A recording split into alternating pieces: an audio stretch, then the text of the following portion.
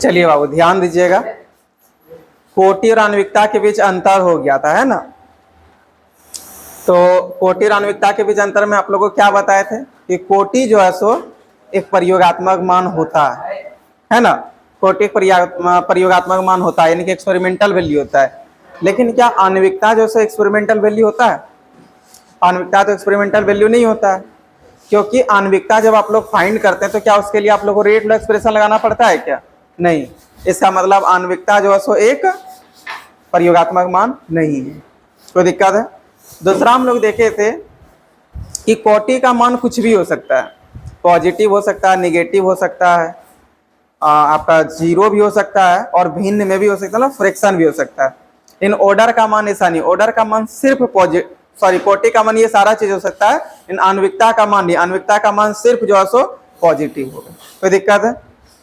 और अगला जो लास्ट पॉइंट बताए थे ये बोले थे कि ऑर्डर जो होता है यानी कि कोटि, आप किसी भी जटिल अभिक्रिया के सिर्फ स्लो स्टेप से फाइंड कर सकते हैं, है ना, केवल स्लो स्टेप से।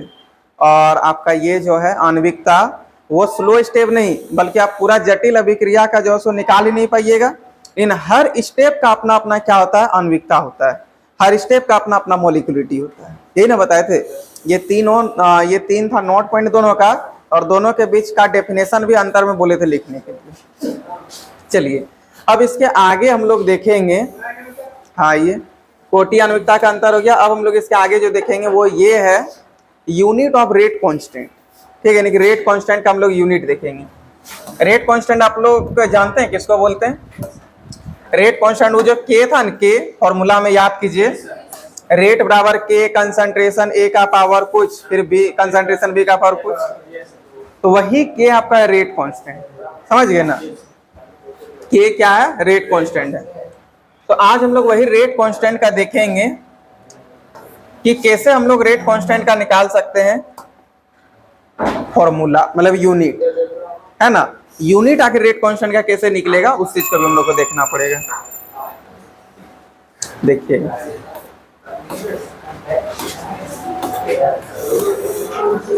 देखिए ना, यहां तक कंप्लीट हो गया था डिफरेंस दोनों के बीच। अब आ गए रेट कांस्टेंट, ठीक है, यानी कि रेट कांस्टेंट का जो यूनिट होगा उसको हम लोग निकाल लेंगे। अब कैसे निकलेगा रेट कांस्टेंट का यूनिट, आप उस चीज को देखते हैं। देखिए बाबू ध्यान से सुनिएगा, आप लोग को एक बात का पता होगा कि यूनिट निकालने के लिए फॉर्मूला आवश्यकता होता है ना। बिना फॉर्मूला का यूनिट नहीं निकाल सकते। यदि आपके पास फॉर्मूला नहीं है तो यूनिट कभी नहीं निकलेगा। तो बताइए हमको यदि यूनिट निकालना है रेट कांस्टेंट का, यानी कि के का, सोचिए यदि हमको के का यूनिट निकालना है, इस के का यदि यूनिट निकालना है तो के का हम लोग को जानना पड़ेगा कि फॉर्मूला क्या होता है, और के का तो कोई फॉर्मूले नहीं होता है ना। रेट कांस्टेंट का कोई फॉर्मूला नहीं होता, तो फिर इसका हम लोग यूनिट कैसे निकालेंगे? तब तो इम्पॉसिबल हो गया, नहीं निकलेगा।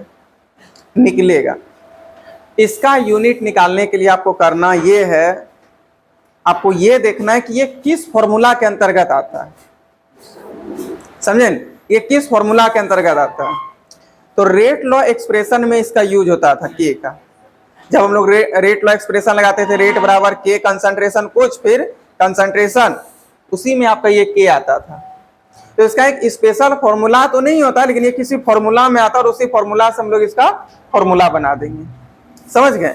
तो इसके लिए सबसे पहले हम लोग एक रिएक्शन मान लेते हैं। अच्छा, मेनली रिएक्शन होता है क्या है? रिएक्टेंट से प्रोडक्ट, यही ना होता है। इसी में हम लोग दिखाते हैं कि H2 + Cl2 से 2HCl, N2 + 3H2 से 2NH3, Na + Cl2 से 2NaCl, यही ना दिखाते हैं। तो इधर आता है एक रिएक्टेंट होता है और दूसरा क्या होता है? प्रोडक्ट होता है। तो बस उसी चीज को हम लोग अभी यहाँ पे समझेंगे और मान लेंगे सीधे हम लोग एक रिएक्शन को, ठीक है। तो यहाँ पे हम लोग रिएक्शन मान लेंगे रिएक्टेंट टू प्रोडक्ट। क्या मान लेंगे? रिएक्टेंट टू प्रोडक्ट, ठीक है। लेट अ रिएक्शन, एक तो रिएक्शन मान लेना, let a reaction, let a reaction, ठीक है। यानी कि एक रिएक्शन हम लोग मान लिया, वो रिएक्शन क्या है? रिएक्टेंट से प्रोडक्ट है। क्योंकि मेनली देखिए बाबू, यदि आप लोग एक जगह बैठते हैं तो बात खाली नहीं कीजिएगा। हाँ, तो हम लोगों को जो है रेट कांस्टेंट का यूनिट चाहिए था, और रेट कांस्टेंट का कोई फॉर्मूले नहीं होता है। तो जब रेट कांस्टेंट का कोई फॉर्मूला नहीं होता, सबसे पहले फॉर्मूला बनाना पड़ेगा। और फॉर्मूला बनाने के लिए हम लोग एक रिएक्शन मान लिए कि लेट अ रिएक्शन आर से पी। सारा रिएक्शन तो यही होता है, कुछ रिएक्टेंट होता है उससे प्रोडक्ट बनता है, कुछ रिएक्टेंट होता है उससे प्रोडक्ट बनता है। तो हम लोग यहाँ पे मान लिए कि रिएक्टेंट आर है और प्रोडक्ट हम लोग का पी बन रहा है। अच्छा, रिएक्टेंट में कुछ ना कुछ तो कोफिशिएंट होता है कि नहीं? जैसे आप लोग देखते होंगे H2 + Cl2 से जो 2HCl होता है, तो रिएक्टेंट कौन है? ये वाला है, इसका कुछ कोफिशिएंट है कि नहीं है? तो उसी प्रकार यहाँ पे भी तो रिएक्टेंट का कुछ ना कुछ होगा कोफिशिएंट, लेकिन कोफिशिएंट तो 1 हम लोग कैसे ले लेंगे अपने मन से? जब फॉर्मूला बना रहे हैं तो क्वेश्चन तो कहीं ऐसा नहीं लिखा है कि रिएक्टेंट का आपको 1 लेना है। आखिर क्या होगा कोफिशिएंट, ये कैसे पता चलेगा? 1 2 3 4 जो भी होगा एक तरह का नंबर ही ना होगा, इसलिए हम लोग यहाँ 1 2 नहीं बल्कि इसका कोफिशिएंट को 1 मान लेंगे। क्या मान लेंगे? सॉरी, n मान लेंगे। क्या मान लेंगे? n। मान लिए कि इस रिएक्टेंट का जो कोफिशिएंट है वो क्या है?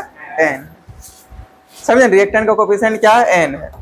तो अब हम लोग का जो रिएक्शन हो गया वो क्या हो गया? NR से प्रोडक्ट, ये ना बन गया NR से प्रोडक्ट। क्योंकि अभी हम लोग को कुछ फाइनल पता नहीं है कि इस रिएक्टेंट का कोफिशिएंट कितना होगा। 1 होगा क्या? आप 100% कह दीजिएगा 1 होगा। यदि आप यहाँ पे 1 ले लेते हैं यानी कि दुनिया का जितना भी रिएक्शन है सबका रिएक्टेंट का कोफिशिएंट 1 ही होता होगा। इन्हें ऐसा पॉसिबल है क्या? नहीं है। इसलिए हम लोग 1 2 3 ऐसा कुछ फिक्स यहाँ पे नहीं मान सकते। जो भी होगा कोई ना कोई नंबर ही होगा। 1 होगा वो भी एक नंबर है, 2 है तो वो भी एक नंबर है, 3 वो भी एक नंबर है। जो भी कोफिशिएंट होगा वो एक तरह का नंबर ही होगा, इसलिए इसको हम लोग डायरेक्ट n मान लिए। क्या मान लिए? n। अब हम लोग यहाँ पे रेट लॉ एक्सप्रेशन लगाएंगे, ठीक है? लिखेंगे according to rate law expression, RLE लिख दिए, समझ जाइएगा ना, रेट लॉ एक्सप्रेशन। अब रेट लॉ एक्सप्रेशन के अनुसार बाबू रेट बराबर जो फॉर्मूला होता था वो क्या होता था? रेट इक्वल टू, तो रेट बराबर होता था K कंसंट्रेशन, R है यहाँ पे, R है तो यहाँ पे लिखेंगे R, और जो भी पावर जो भी कोफिशिएंट होता था वो कहाँ चल जाता था? पावर में चल जाता था। जो भी कोफिशिएंट होता था वो कहाँ जाता था? पावर में।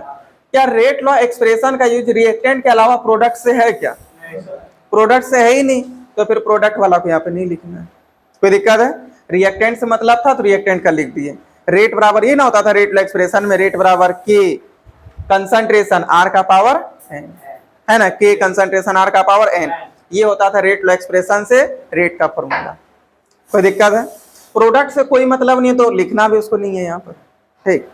देखिए बाबू, मेनली हमको यूनिट इसी K का निकालना है, और यूनिट निकालने के लिए हम बार बार आपको बोल दे रहे हैं, यूनिट निकालने के लिए चाहिए फॉर्मूला, और K बराबर कोई फॉर्मूला नहीं होता, लेकिन अब यहाँ से हम लोग फॉर्मूला निकाल सकते हैं। K बराबर यदि चाहिए तो क्या इसको नीचे नहीं भेज दे? इसको नीचे तो इधर भेज सकते हैं, तो इधर गुना में इधर आके भाग में हो जाएगा। तो बताइए K बराबर क्या हो जाएगा? ये जब इसके नीचे होगा तो रेट बटे कंसंट्रेशन R का पावर n हो जाएगा, है ना? कंसंट्रेशन R का पावर n हो जाएगा। अच्छा, कंसंट्रेशन R का पावर n है तो R का मतलब आखिर है किससे? बताइए, तो रिएक्टेंट से या प्रोडक्ट से? रिएक्टेंट से। और कंसंट्रेशन है मतलब रिएक्टेंट के कंसंट्रेशन से। तो क्या हम रिएक्टेंट का कंसंट्रेशन हो या प्रोडक्ट का कंसंट्रेशन हो, कंसंट्रेशन तो कंसंट्रेशन होता है, कंसंट्रेशन में सांद्रण। तो क्या ये पूरा के जगह पे जो शॉर्ट फॉर्म में कंसंट्रेशन ऑफ रिएक्टेंट लिखा है इसका डायरेक्ट जगह पे हम कंसंट्रेशन लिख सकते हैं, डायरेक्ट कंसंट्रेशन, क्योंकि यहाँ पे भी तो वही लिख रहा है कंसंट्रेशन, लेकिन किसका? रिएक्टेंट का। तो रिएक्टेंट का कंसंट्रेशन में कंसंट्रेशन हुआ जी, ऐसा थोड़ी है कि रिएक्टेंट का कंसंट्रेशन में नदी हो गया या रिएक्टेंट का कंसंट्रेशन में चीनी हो गया, ऐसा तो नहीं है। कंसंट्रेशन वो रिएक्टेंट का हो या प्रोडक्ट का हो, मतलब तो कंसंट्रेशन से होता है। तो डायरेक्ट क्या रिएक्शन कंसंट्रेशन ऑफ रिएक्टेंट की जगह पे हम लोग कंसंट्रेशन लिख सकते हैं कि नहीं लिख सकते हैं? और इसका पावर n है तो यहाँ पे भी हम लोग पावर n कर देंगे। तो चलिए अब हम लोग यहाँ पे लिखते हैं K बराबर रेट बटे कंसंट्रेशन का पावर n। अच्छा, इसके नीचे कुछ नहीं तो क्या है? 1 है ना? इसके नीचे कुछ नहीं तो क्या है? 1 है। अब आप सोचिए बाबू कि आप लोग जब भी कभी रेट निकाले हैं तो रेट में आप क्वेश्चन देखते होंगे, देखिएगा इतना मोलर, 3 मोलर, 5 मोलर, 10 मोलर, ऐसा हमेशा रहता था कि 3 मोलर से घट करके 2 मोलर हो गया, या 10 मोलर से बढ़ करके 15 मोलर हो गया, या 20 मोलर से घट करके 3 मोलर हो गया। जो भी होता था, क्या मोलर के अलावा कोई और होता था क्या? नहीं। कभी ऐसा देखे कि मोलालिटी ले लिए, कभी ऐसा देखे कि नॉर्मलिटी ले लिए? नहीं, क्योंकि रेट ये क्या कहते हैं, केमिकल काइनेटिक्स के क्वेश्चन में, ठीक है, केमिकल काइनेटिक्स के क्वेश्चन में जो भी कंसंट्रेशन टर्म का यूज होता है वो कंसंट्रेशन टर्म 10 में से केवल एक है, वो है मोलारिटी। कौन है? मोलारिटी। तो कंसंट्रेशन जब भी कभी आप देखिएगा केमिकल काइनेटिक्स का क्वेश्चन में, उसमें कंसंट्रेशन मोलारिटी के अलावा कुछ लेगा ही नहीं। वैसे कंसंट्रेशन का टोटल कितना टर्म है? 10 टर्म है। 10 टर्म में से एक टर्म लेगा और वो कौन है आपका? मोलारिटी। तो बताइए यहाँ पे भी कंसंट्रेशन लिखा हुआ, तो यहाँ पे भी आप मोलारिटी का ही लीजिएगा यूनिट या किसी और चीज का ले लीजिए? मोलारिटी का। और रेट का तो यूनिट सबको पता है, ये रेट का यूनिट क्या होता था? मोल पर लीटर पर टाइम, यही ना होता था। टाइम अब यदि मिनट देता था तो पर मिनट कर देते थे, सेकंड देता तो पर सेकंड कर देते थे। रियल में तो टाइम ही होता था। तो क्या रेट के जगह पे बाबू हम डायरेक्ट इसका यूनिट लिख सकते हैं? मोल पर लीटर पर टाइम। रेट का यूनिट लिख दिए, रेट का यूनिट यही ना आता था, मोल पर लीटर पर टाइम। तो देखा था मोल पर लीटर पर टाइम। अब यहाँ पे कंसंट्रेशन है, तो बताइए आप यहाँ पे कंसंट्रेशन को देख करके क्या आपको लग रहा है कि यूनिट यदि निकाल रहे हैं तो यहाँ पे मोलारिटी का यूनिट लेंगे या नॉर्मलिटी का या मोल फ्रैक्शन का, किसका लेंगे बताइए? तो मोलारिटी का। क्यों? क्योंकि केमिकल काइनेटिक्स के जितने भी क्वेश्चन है, केमिकल काइनेटिक्स में जितना भी कॉन्सेप्ट है, उसमें कंसंट्रेशन का 10 टर्म में से केवल एक टर्म का यूज होता है, वो होता है मोलारिटी का। तो यहाँ पे कंसंट्रेशन लिखा तो कंफर्म यहाँ पे मोलारिटी होगा, तो हम लोग भी यहाँ पे लिख देंगे मोलारिटी। मोलारिटी। और इसका पावर कितना है? n/1 है, यही ना है। अच्छा, इस एक को यदि ऊपर कर दे तो अब हम लोग के पास k बराबर यहाँ पे क्या हो जाएगा? अच्छा रुकिए, मोल पर लीटर पर टाइम। और मोलारिटी का यूनिट क्या होता है बाबू बताइए तो? मोल पर लीटर होता है। मोलारिटी का यूनिट क्या होता है? मोल पर लीटर। तो इसके जगह पे भी लिख दीजिए मोल पर लीटर। और इसका पावर कितना हो गया? n। अच्छा, बटे 1 से कोई मतलब ही नहीं है, 1 से कोई मतलब नहीं है, 1 रहे या ना रहे बात बराबर है। आप लोग बचपन में पढ़े होंगे, यदि a गुने b का पावर m है तो इसको लिखने का तरीका होता था a का पावर m गुने b का पावर m। याद कीजिए 6th क्लास में सब फॉर्मूला था, है कि नहीं? यदि मान लीजिए ऐसा हो जाए 2 गुने 3 का पावर 2, तो इसको हम लोग क्या लिख सकते थे? 2 का पावर 2 गुने 3 का पावर 2, यही ना करते थे? वैसे ही बाबू यहाँ पे a के जगह पे मोल है और b के जगह पे पर लीटर है और इसका पावर n है, तो क्या हम लोग इसको डायरेक्ट लिख सकते हैं? मोल का पावर n गुने लीटर का पावर, देखिए -1 और n है तो क्या हो जाएगा? गुना करके माइनस है, यही ना होगा? तो मोल का पावर n हो गया, लीटर का पावर -n हो गया। कोई दिक्कत है? मोल का पावर n और लीटर का पावर भी क्या हो गया? -n हो गया। तो चलिए अब इसको हम लोग यहाँ से कर दीजिए मल्टीप्लाई। अब जैसे यहाँ पे आप मल्टीप्लाई कीजिएगा तो देखिए k बराबर क्या हो जाता है? मोल पर लीटर पर टाइम बटे, अब मोल का पावर n हो जाएगा यहाँ पे, है ना? मोल का पावर क्या हो जाएगा? n। तो लिखेंगे मोल का पावर n, फिर गुने, देखिए यहाँ पे इंटू क्या, लीटर का पावर -1 और n है तो क्या हो जाएगा? गुना करके लीटर का पावर -n हो जाएगा, हो गया कि नहीं? लीटर का पावर -n हो जाएगा। अब ये मोल का पावर n को ऊपर कर देंगे, याद कीजिए बचपन में पढ़े होंगे, a बटे मतलब 1/a का पावर यदि x हो तो इसको यदि आप ऊपर लिखना चाहते हैं तो a का पावर -x हो जाता है कि नहीं? 1/a का पावर यदि y हो तो इसको a का पावर -y हो जाता है, होता है कि नहीं होता है? उसी प्रकार ये मोल का पावर n है तो इसको ऊपर ले जाइएगा तो क्या हो जाएगा? k बराबर, पहले यहाँ पे लिखिए मोल, अच्छा इसका पावर कुछ नहीं तो कितना? 1 है। लीटर का पावर यहाँ कितना? -1 है। टाइम का पावर कितना? -1 है। अब इसको ऊपर कर दीजिए, क्या हो जाएगा? मोल का पावर n हो जाएगा या -n हो जाएगा? -n। और लीटर का पावर -n है, ऊपर से जाएगा तो लीटर का पावर हो जाएगा +n हो जाएगा। कोई दिक्कत है? अब बचपन में ये भी चीज पढ़े होंगे कि यदि बेस सेम हो तो पावर को जोड़ देते हैं। जैसे a का पावर 2 गुने a का पावर 3 है तो आप डायरेक्ट इसको लिख सकते हैं a का पावर 2 + 3 मिलकर हो जाएगा a का पावर 5, यही ना होगा? a का पावर 5। बेस सेम हो तो पावर जोड़ता है। तो यहाँ पे भी देखिए बाबू मोल है और यहाँ पे भी मोल है तो बेस तो दोनों का सेम है तो पावर तो जुड़ जाएगा। अब एक में -n को यदि जोड़िएगा तो देखिए क्या होता है, एक में -n को जोड़ रहे हैं तो 1 -n हो जाएगा, होगा कि नहीं होगा? तो बताइए जब ये दोनों को, जब यहाँ पे भी मोल है यहाँ पे भी मोल है तो दोनों का पावर जुड़ जाएगा तो k बराबर क्या हो जाएगा बताइए? तो मोल का पावर 1 + n या 1 - n? देखिए ये 1 में माइनस एन को जोड़ दिए तो 1 माइनस एन हो गया, कोई दिक्कत है? फिर देखिए यहाँ पे लीटर का पावर -1 है और यहाँ पे लीटर का पावर n है, तो -1 प्लस n कीजिएगा तो इसी चीज को आप n-1 भी लिख सकते हैं, लिख सकते हैं कि नहीं लिख सकते हैं? तो हम लोग भी यहाँ पे लिखेंगे लीटर का पावर n-1, और टाइम तो आपको यही नहीं है, तो टाइम का पावर क्या हो जाएगा -1, और ये हो गया आपका यूनिट किसका, के का। कोई दिक्कत है? ये के का यूनिट निकल गया, ठीक है। तो यदि कोई बोले कि के का यानी कि रेट कांस्टेंट का क्या है यूनिट, तो आपको बोलना है मोल का पावर 1 माइनस एन, लीटर का पावर n-1 और टाइम इनवर्स। कोई दिक्कत है? रेट कांस्टेंट यानी के का यूनिट क्या निकला, मोल का पावर 1 माइनस एन, लीटर का पावर और टाइम का पावर। क्लियर है? अब इसके बेसिस पे देखिए कैसे क्वेश्चन पूछेगा, उस चीज को हम लोग देखेंगे। क्या नहीं दिए आंसर को, क्या नहीं कर दिए, अच्छा घेर देंगे।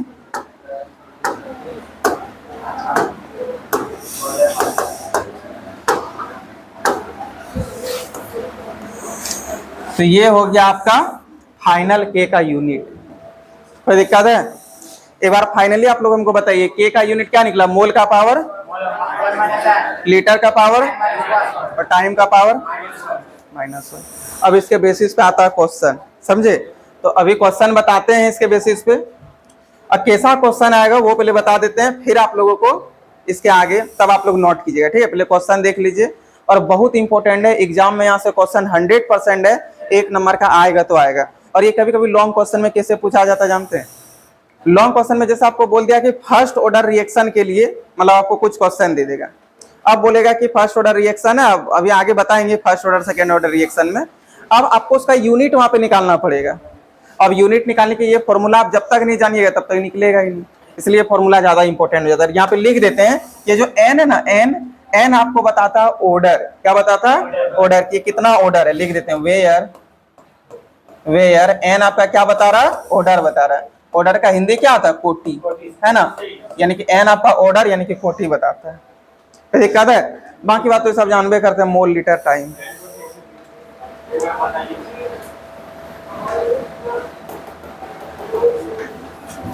वेयर एन आपका क्या है, ऑर्डर है, ठीक है।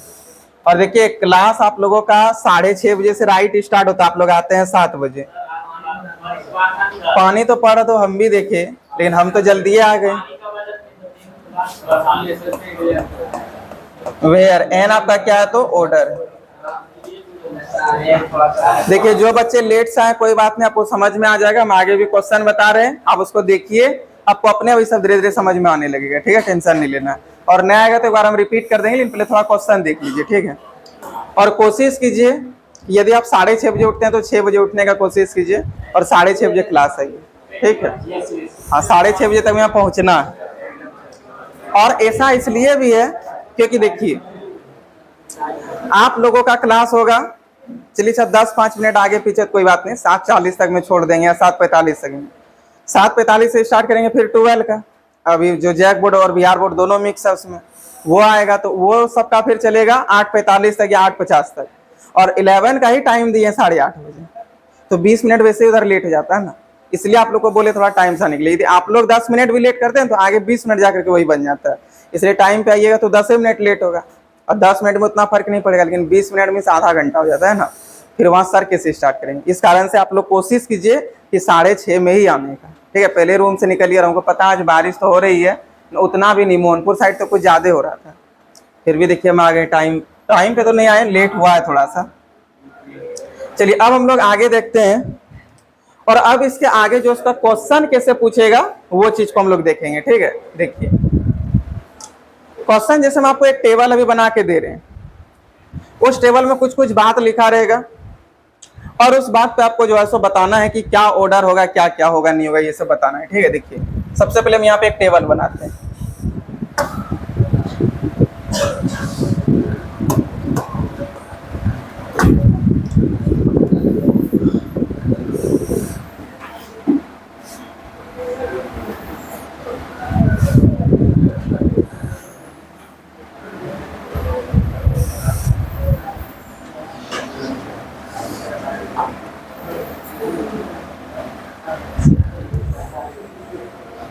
यहाँ पे हम लोग लिखेंगे बाबू ऑर्डर को, क्या चीज को लिखेंगे, ऑर्डर को, ठीक है। यहाँ पे ऑर्डर लिखेंगे। ऑर्डर का हिंदी क्या होता है, कोटि होता है। और यहाँ पे लिखेंगे टाइप्स ऑफ रिएक्शन, क्या लिखेंगे, टाइप्स ऑफ रिएक्शन, ठीक है। और यहाँ पे हम लोग लिख देंगे ऑर्डर ऑफ रिएक्शन, नहीं यूनिट ऑफ की, ठीक है, यूनिट ऑफ की, यानी कि के का यूनिट है ना, रेट कांस्टेंट का यूनिट। अब बताइए के का जो यूनिट था वो क्या था, एक बार बताइए तो। के बराबर क्या था, मोल का पावर 1 माइनस एन या n माइनस 1 माइनस एन था। देखिए मोल का पावर 1, ये फॉर्मूला मैंने, इसको याद रखना, इसको याद नहीं तो फिर दिक्कत हो जाएगा। मोल का पावर 1 माइनस 1, फिर लीटर का पावर n माइनस 1, लीटर का पावर n माइनस 1 और टाइम का पावर माइनस 1। कोई दिक्कत है, ये हम लोग का यूनिट आ गया, ठीक है। मोल का पावर 1 माइनस एन, लीटर का पावर n माइनस 1 और टाइम का पावर माइनस 1, ठीक है। अब देखिए बाबू, जैसे पहला टेबल जो है इसमें आपको बोला है कि ऑर्डर जो है ना वो 0 है, कितना है, 0। अब एग्जाम में भी ऐसा क्वेश्चन आता है कि शून्य कोटि अभिक्रिया के लिए रेट कांस्टेंट का यूनिट क्या है निम्न में से, ठीक है। निम्न में से शून्य कोटि अभिक्रिया के लिए रेट कांस्टेंट यानी कि वेग स्थिरांक का मान क्या, ये बताइए। तो क्या है, नहीं है, अब अभी आप लोग निकालने सीख जाइएगा, ठीक है। तो ऑर्डर का मान हम 0 लिए हैं, यानी कि ऑर्डर को हम लोग क्या बोलते हैं, n बोलते हैं। तो n का मान अभी यहाँ पे 0 है।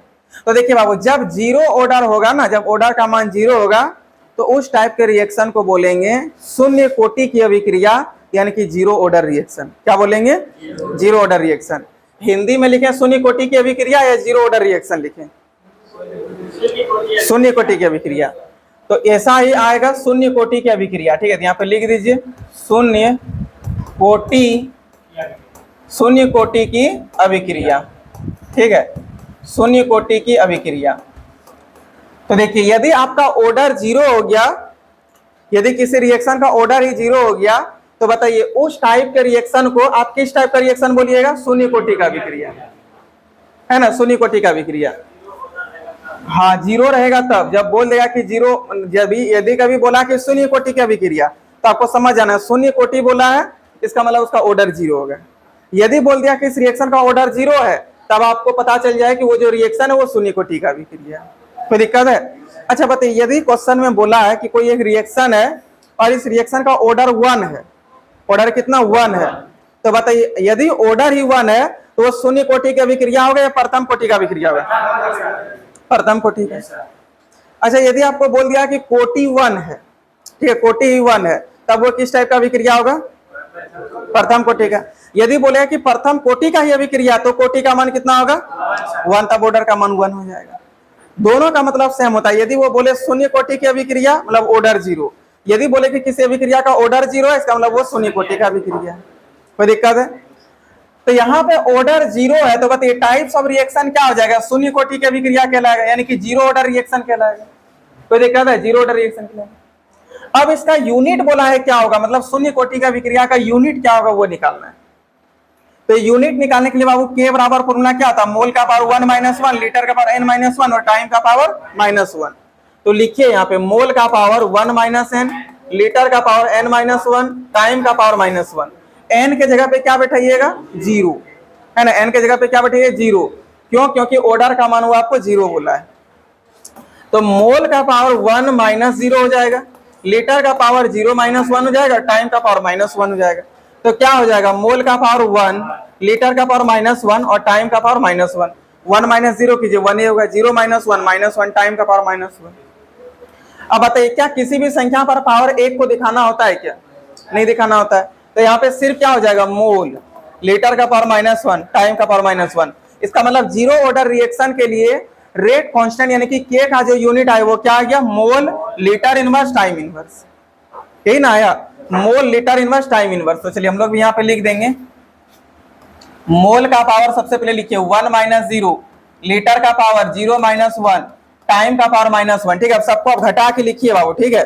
तो जैसे यहाँ पे आप कैलकुलेशन करके लिखिएगा तो मोल का पावर 1 माइनस 0 तो 1 हो जाएगा, लीटर का पावर कितना हो जाएगा रुकिए, इससे तो दिख नहीं रहा है, एक सेकंड रुकिएगा। देखिए मोल का पावर 1 माइनस 0 तो क्या हो जाएगा, मोल ही होगा। लीटर का पावर 0 माइनस 1 तो क्या हो जाएगा, -1। और टाइम का पावर क्या हो जाएगा, -1।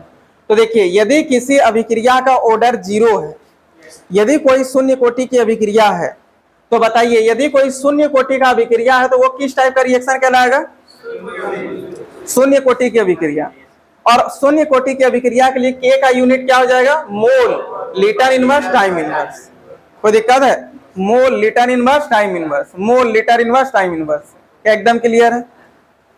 अब यदि बाबू आपको ये बोले कि प्रथम कोटि अभिक्रिया के लिए के का यूनिट क्या होगा, प्रथम कोटि अभिक्रिया के लिए, ठीक है। तो हम यहाँ पे रुकिए इस नहीं, हम यहाँ पे स्टेप बाय स्टेप आपसे पूछेंगे तब आप बताइएगा, ठीक है। बताइए प्रथम कोटि बोल रहा है, इसका मतलब ऑर्डर का मान कितना होगा, 1 होगा। तो जब ऑर्डर का मान 1 है तो टाइप्स ऑफ रिएक्शन में क्या लिखेंगे, प्रथम कोटि की अभिक्रिया, है ना, प्रथम कोटि की अभिक्रिया। तो बताइए प्रथम कोटि की अभिक्रिया, ठीक है। तो प्रथम कोटि अभिक्रिया के लिए आपको यूनिट ऑफ के बताना, मतलब रेट कांस्टेंट का आपको यूनिट बताना है, लेकिन प्रथम कोटि अभिक्रिया के लिए, समझे ना। फर्स्ट ऑर्डर रिएक्शन के लिए आपको के का यूनिट बताना है। तो ऐसे कितने बच्चे हैं जो फर्स्ट ऑर्डर रिएक्शन के लिए के का यूनिट बता सकते हैं, सब कोई बता सकते हैं, बताइए बाबू। अब आप ही लोग हमको बताइए, मेन फॉर्मूला तो ये वाला होता है ना। अब देखिए बाबू, ये अब हम लोग को चाहिए कि प्रथम कोटि अभिक्रिया के लिए क्या होगा यूनिट, और हमको लगता है लगभग बच्चों को समझ में आ गया होगा, है ना। तो मेन फॉर्मूला तो ये वाला होता है। तो बताइए जब 0 ऑर्डर बोला तो आप n के जगह पे 0 बैठा दिए, फर्स्ट ऑर्डर के लिए आप n की जगह, तो बताइए क्या हो जाएगा, मोल का पावर 1 माइनस 1, लीटर का पावर 1 माइनस 1, टाइम का पावर -1। तो मोल का पावर 0 हो जाएगा, और किसी भी संख्या पर पावर 0 का वैल्यू 1 होता है। तो बताइए यहाँ मोल का पावर 0, लीटर का पावर भी 0, टाइम का पावर -1। तो किसी भी संख्या पर पावर 0 का वैल्यू 1, तो 1 गुने 1, ताकि लीटर का भी पावर 0 है तो 1 हो गया, टाइम का पावर -1। तो सब गुना करके खाली क्या हो जाएगा, टाइम का पावर -1। इसका मतलब प्रथम कोटि अभिक्रिया के लिए जो आपका यूनिट आया वो क्या आ गया, टाइम का इनवर्स, यानी कि टाइम का पावर -1। कोई दिक्कत है, तो वही हम लोग यहाँ पे लिखेंगे। देखिए n है, n के जगह पे फर्स्ट ऑर्डर है तो 1 बिठा देंगे, तो 1 माइनस 1, लीटर का पावर क्या हो जाएगा, 1 माइनस 1, टाइम का पावर क्या हो जाएगा, -1, ठीक है। तो अब बताइए यहाँ पे क्या हो जाएगा, मोल का पावर 0, मोल का पावर 0, लीटर का पावर 0, टाइम का पावर -1। तो ये सब कैलकुलेट होकर के खाली क्या आएगा, टाइम का पावर -1 होगा कि नहीं होगा, टाइम का पावर -1 हो जाएगा, टाइम का पावर -1। और ये हो गया आपका फर्स्ट ऑर्डर रिएक्शन के लिए यूनिट ऑफ के, यानी कि के का मात्रक निकल गया। लेकिन किसके लिए, फर्स्ट ऑर्डर के लिए। सेकेंड ऑर्डर के लिए कितने बच्चे बता सकते हैं, अब तो सब कोई बता सकते हैं। चलिए अब आप लोग हमको बताइए, यदि हम सेकेंड ऑर्डर बोले हैं तो ऑर्डर का मान कितना आ जाएगा, बोलिए तो, ऑर्डर का मान 2 हो जाएगा। टाइप्स ऑफ रिएक्शन में क्या लिखेंगे, द्वितीय कोटि की अभिक्रिया, है ना, द्वितीय कोटि की अभिक्रिया। अब बताइए द्वितीय कोटि की अभिक्रिया के लिए यूनिट ऑफ के निकालेंगे, क्या हम डायरेक्ट लिख दें या फिर से बैठा बैठा के लिखें, आप ही लोग सब कोई मिलके बताइए क्या हो जाएगा यहाँ पे, मोल का पावर 1 या -1, -1, लीटर का पावर 1 हो जाएगा, और टाइम का पावर, एक बार बैठा के दिखाते हैं। देखिए क्या मोल का पावर 1 माइनस n है, हम लोग यहाँ पे लिखेंगे मोल का पावर 2 ऑर्डर के लिए है तो n के जगह पे 2 बैठाने, 1 माइनस 2, लीटर का पावर n के जगह पे 2 बैठाइए, 2 माइनस 1, टाइम का पावर -1 घटाइए, तो मोल का पावर क्या हो जाएगा, 1 -1, लीटर का पावर क्या हो जाएगा, 1, तो 1 लिखते नहीं है, टाइम का पावर -1। ये हो गया सेकेंड ऑर्डर के लिए यूनिट ऑफ के। हाँ, तो ये हो गया सेकेंड ऑर्डर के लिए आपका के का यूनिट। कोई दिक्कत है, बताइए बाबू, यदि हम ऑर्डर का मान 3 ले लें, ठीक है 3, तो बताइए यदि हम ऑर्डर 3 बोल रहे हैं तो यहाँ कोटि वाला में आप क्या लिखेगा, ऑर्डर वाला टेबल में क्या लिखेगा, और ये किस टाइप का अभिक्रिया कहलाएगा, तृतीय कोटि, तृतीय कोटि की अभिक्रिया, तृतीय कोटि की अभिक्रिया। अब तृतीय कोटि की अभिक्रिया के लिए हम लोग के का यूनिट देखेंगे कि के का यूनिट क्या है। तो अब हम जिससे पूछेंगे वही बच्चे, सब कोई नहीं। बाबू आप खड़े हो जाइए। तृतीय कोटि की अभिक्रिया के लिए के का यूनिट क्या होगा बताइए तो।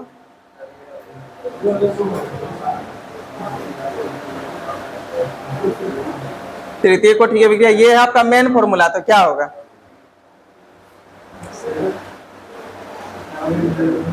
न समझ में आया? ठीक है बैठिए। आप खड़े हो जी बाबू। तृतीय कोटि की अभिक्रिया के लिए क्या होगा बताइए फॉर्मूला। मोल का पावर -1 -2, मोल का पावर -2। इसका मतलब यहाँ पे n की जगह पे 3 बैठाएंगे ना, 1 - 3 हो गया। फिर लीटर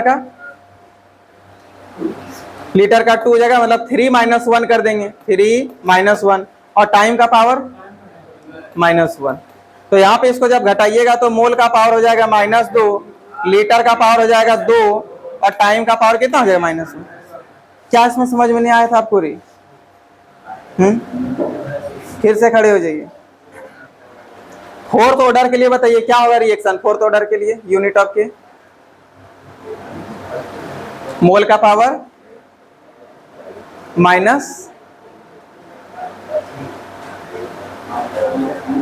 ठीक, मोल का पावर -3, मोल का पावर -3। उसके बाद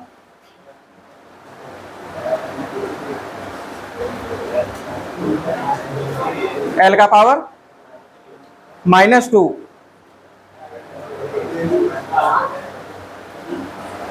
चार ऑर्डर के लिए बोले ना, तो 4 - 1 बराबर कितना होता है? हाँ 3 होता है। तो बाबू यहाँ पे जब आप बैठाइएगा 4 - 1, तो लीटर का पावर -2 कैसे हो जाएगा? क्या होगा? लीटर का पावर 3, लीटर का पावर 3, और टाइम का पावर क्या हो जाएगा? टाइम का पावर -1। अब समझ में आया? इतना डरते का है? 5 ऑर्डर के लिए बताइए, 5 ऑर्डर के लिए के का यूनिट क्या होगा? मोल का पावर 4 या -4? -4। लीटर का पावर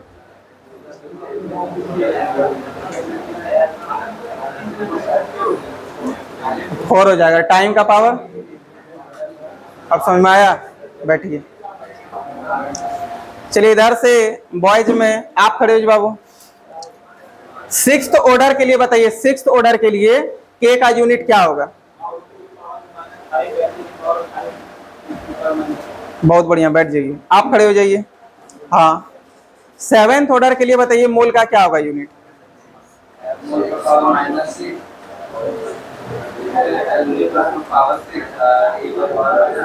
बैठ जाइए। आप खड़े हो जाइए जी, आपके पीछे। 8th ऑर्डर के लिए क्या होगा?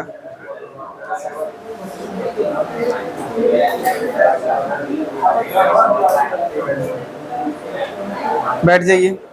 चलिए बाबू सबसे पीछे आप खड़े हो जाइए। हाँ 10 ऑर्डर के लिए क्या होगा? 10th ऑर्डर के लिए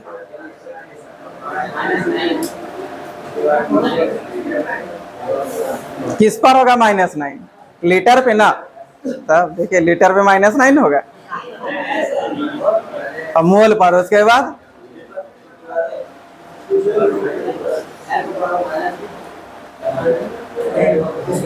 एल का पावर, हाँ, और टाइम का पावर -1 होगा। 10 ऑर्डर के लिए, 10th ऑर्डर के लिए टी का पावर कितना होगा? अब -10 नहीं होगा, -10। क्या सबका क्लियर है? अब भी कोई प्रॉब्लम है क्या? क्या आगे 4th 5 6 7 8 10 तक निकाल पाइएगा? निकाल लीजिएगा। तो बताइए क्या सबका क्लियर हो गया ना ये?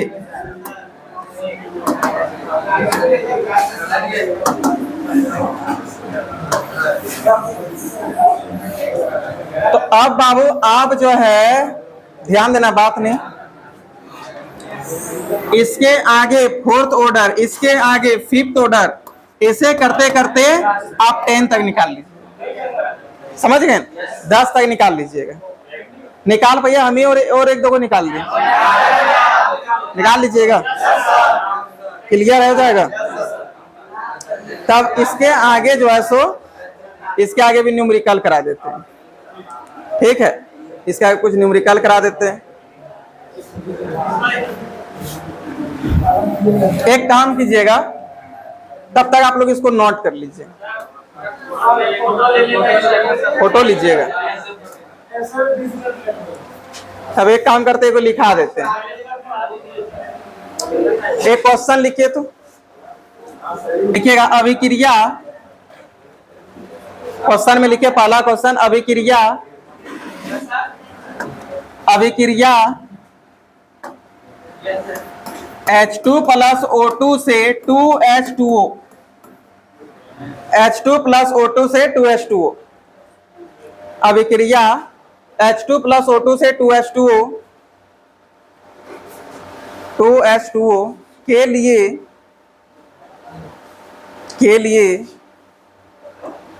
यदि सभी अभिकारक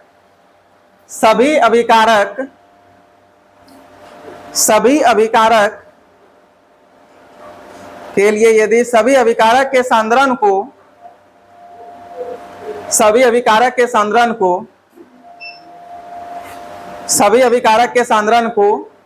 3 गुना कर दिया जाए, सभी अभिकारक के सांद्रण को 3 गुना कर दिया जाए,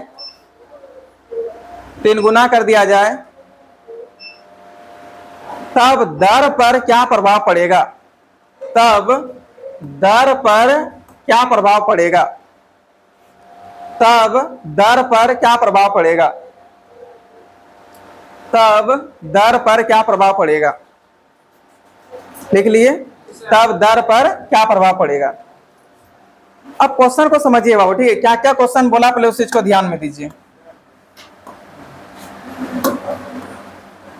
देखिए, एक अभिक्रिया आपको दे दिया, जो चीज दिया सबसे पहले हम लोग उसको लिख लेंगे, ठीक है, सॉल्यूशन गिवन दैट,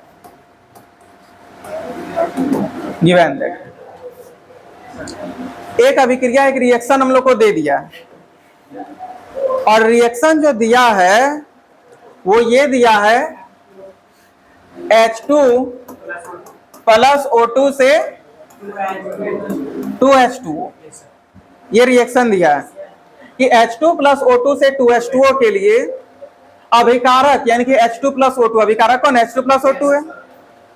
बोला यदि इसका कंसंट्रेशन को कितना गुना कर दिया जाए?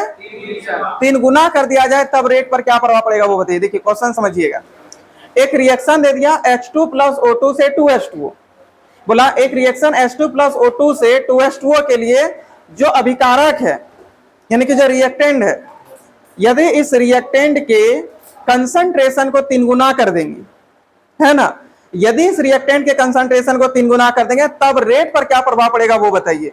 तो बोलिए बाबू, कंसंट्रेशन को 3 गुना करेंगे तब रेट पर क्या प्रभाव पड़ेगा। इसका मतलब आपसे पहले वाला रेट पूछा या बाद वाला रेट पूछा है?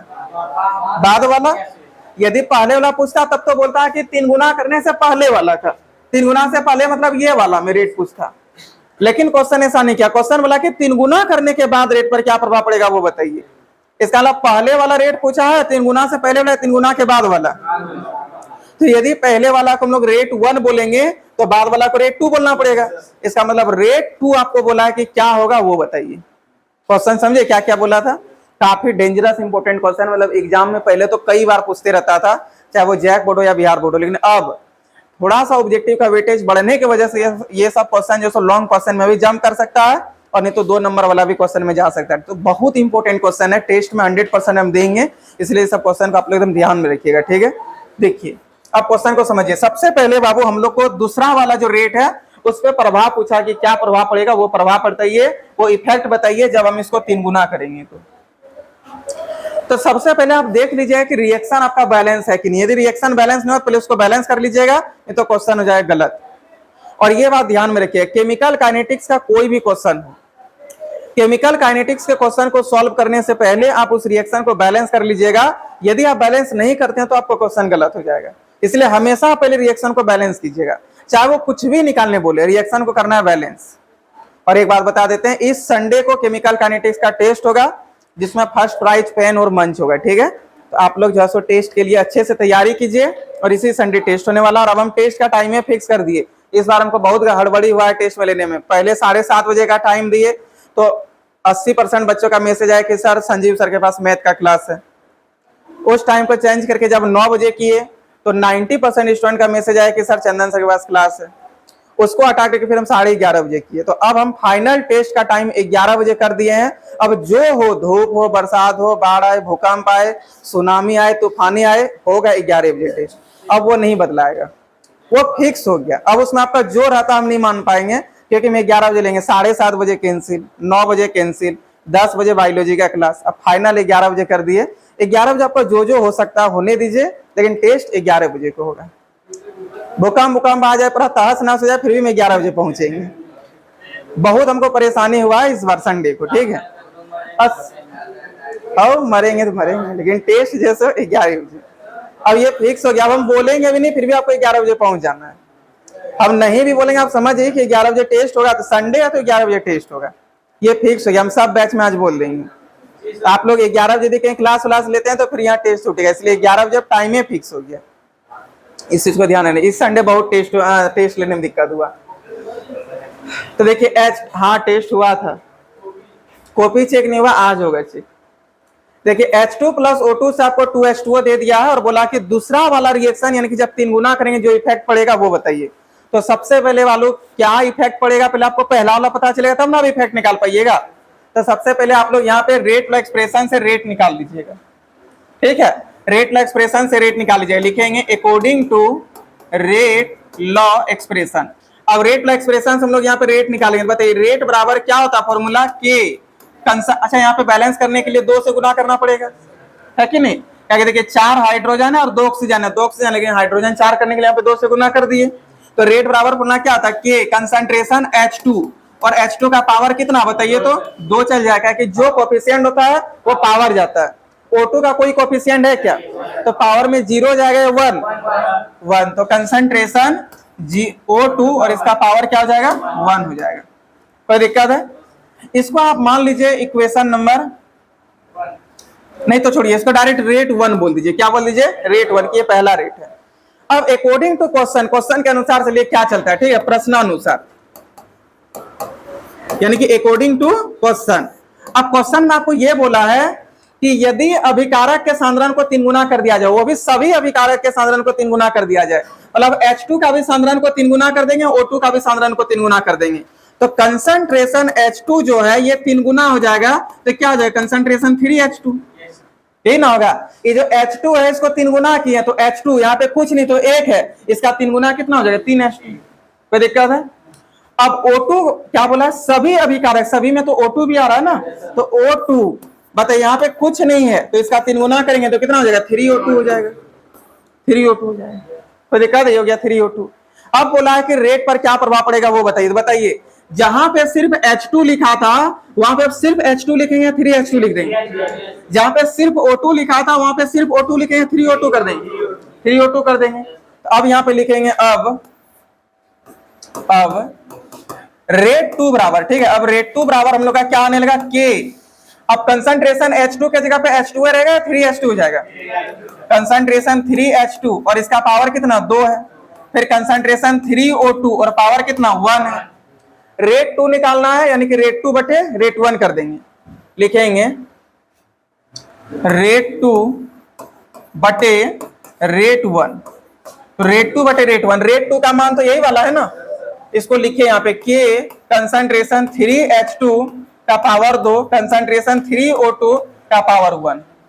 कोई दिक्कत है। फिर बटे रेट 1 है। अब रेट 1 का वैल्यू देखिए ये वाला है, तो इसको लिखे यहाँ पे के कंसंट्रेशन H2 है ना, कंसंट्रेशन H2 का पावर 2, फिर कंसंट्रेशन O2 का पावर 1, ठीक है, O2 का पावर 1। देखिए बाबू यहां से 3 को ना कॉमन करके बाहर कर लीजिए, तो 3 का स्क्वायर बाहर होगा। सोचिए यहाँ पे 3 और पावर 2, तो 3 का स्क्वायर बाहर होगा, और यहाँ पे 3 का पावर 1 बाहर होगा। होगा कि नहीं होगा? तो अब हम लोग यहाँ पे लिखेंगे रेट 2 बटे रेट 1, रेट 2 बटे रेट 1, 3 का स्क्वायर को बाहर कीजिए, 3 का स्क्वायर, यहाँ पे 3 का पावर 1 बाहर हो जाएगा, फिर यहाँ पे क्या है कि कंसंट्रेशन H2 का पावर 2 हो जाएगा, फिर कंसंट्रेशन O2 का पावर क्या हो जाएगा 1 हो जाएगा, बटे यहाँ पे क्या है कि कंसंट्रेशन H2 का पावर 2, फिर कंसंट्रेशन O2 का पावर 1, ये K से K कैंसिल, H2 का पावर 2 O2 का पावर 1, H2 का पावर 2 O2 का पावर 1, ये और ये कैंसिल, हुआ कि नहीं हुआ? अब 3 का पावर 2 तो 9 हो गया, गुने 3 का पावर 1 तो 3 हुआ, तो 9 गुने 3 कितना हो जाएगा 27। तो रेट 2 बटे रेट 1, रेट 2 बटे रेट 1 इक्वल टू कितना हो गया 27, इसके नीचे कुछ नहीं तो 1 है। क्रॉस मल्टीप्लाई करके देखिएगा, तो जैसे आप क्रॉस मल्टीप्लाई करते हैं तो रेट 2 बराबर, देखिए ये इसके साथ गुना हो जाएगा, तो रेट 2 बराबर क्या हो जाएगा 27 गुने रेट 1, यही ना होगा 27 गुने रेट 1। तो क्या समझे इसका मतलब, रेट यदि आप अभिकारक के साधन को 3 गुना कर देते हैं तो रेट 1 के 27 गुना रेट 2 हो जाएगा। यदि रेट 1 का मान 2 है तो रेट 2 का मान कितना हो जाएगा 54। यदि रेट 2 का मान 3 है तो रेट 1 का मान यदि 3 है तो रेट 2 का मान कितना हो जाएगा 81 हो जाएगा। देखिए हमको पता है कि काफी कम बच्चों को ये समझ में आया होगा, एक क्वेश्चन और हम देंगे, उसके बाद एक बार और समझाएंगे, तब क्लियर हो जाएगा। ठीक है, तो इसको नोट करने के लिए एक पेज का जगह लगेगा। ठीक है, तो आप लोग क्या कीजिए, एक पेज छोड़ करके क्वेश्चन एक और लिख लीजिए। ठीक है, यार नहीं तो छोड़िए, हम ही यहाँ क्वेश्चन लिख देते हैं। ठीक, आप लोग डायरेक्ट नोट कर लीजिएगा। देखिए क्वेश्चन नंबर 2, एक अभिक्रिया,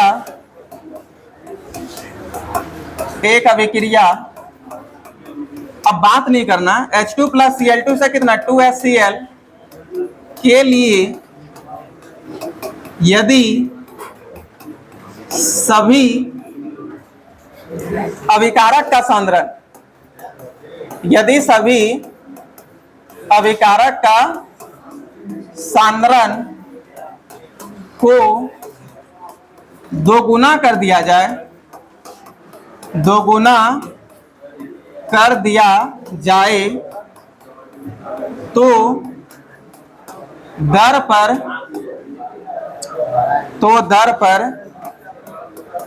क्या प्रभाव पड़ेगा, तो दर पर क्या प्रभाव पड़ेगा।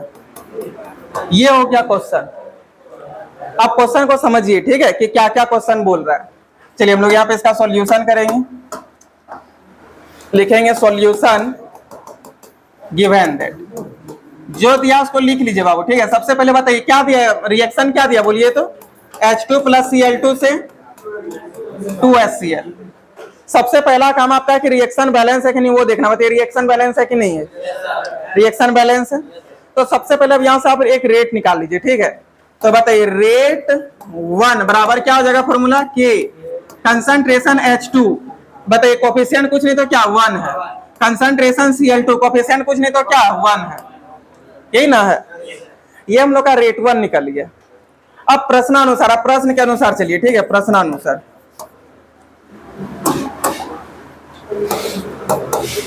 यानी कि अकॉर्डिंग टू क्वेश्चन, प्रश्नानुसार। क्वेश्चन में आपको क्या बोला है कि यदि अभिकारक थे, यदि सभी अभिकारक के सांद्रण को कितना गुना कर दिया जाए 2 गुना, यानी कि H2 को भी 2 गुना कर देंगे, Cl2 को भी 2 गुना कर देंगे, तो कंसंट्रेशन H2 कितना गुना हो जाएगा 2 गुना, तो 2H2 हो जाएगा, है ना। देखिए नोट कर रहे हैं इसलिए समझ में नहीं आता है। ठीक है, इसलिए यहाँ पे ध्यान दीजिए, नोट करने से कुछ नहीं होता, मेन है समझना। और अब 12 खत्म होने लगा और अभी तक वही हाल है। फिर कंसंट्रेशन Cl2 भी है, तो बताइए इसको हम लोग क्या लिखेंगे 2Cl2। क्वेश्चन तो ये नहीं बोला था कि दोनों को 2 गुना कर देना, कर दिए 2 गुना। अब आप यहाँ पे रेट 1 रेट 2 निकालिए। ठीक है, देखिए अब रेट 2 बराबर, बताइए रेट 2 बराबर क्या हो जाएगा कि क्या यहाँ पे H2 रहेगा या 2H2 हो जाएगा, पावर कितना हो जाएगा 1, और यहाँ पे Cl2 के जगह पे पावर कितना हो जाएगा 1। लिखिए अब हम लोग को निकालना रेट 2 बटे रेट 1।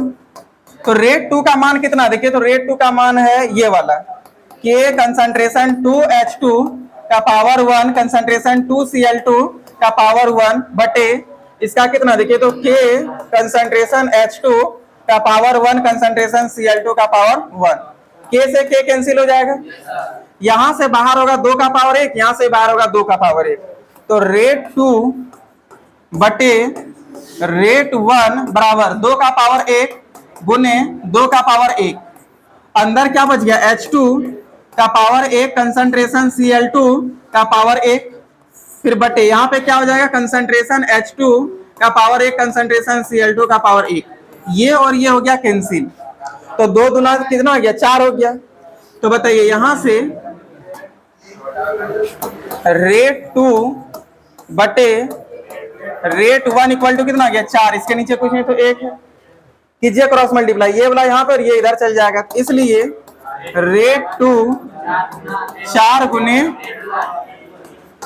ये हो गया रेट 2 बराबर, यही तो बोला था निकालेंगे रेट 2 पर क्या प्रभाव पड़ेगा। क्या आप सबका क्लियर है, कोई डाउट नहीं है, इस टाइप का क्वेश्चन आएगा बन जाएगा ना।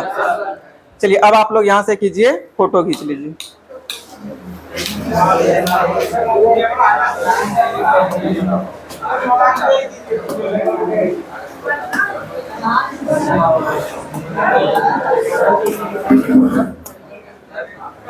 पहले ये हेडिंग बनाइएगा, वेग स्थिरांक का मात्रक, इसको ले लीजिए।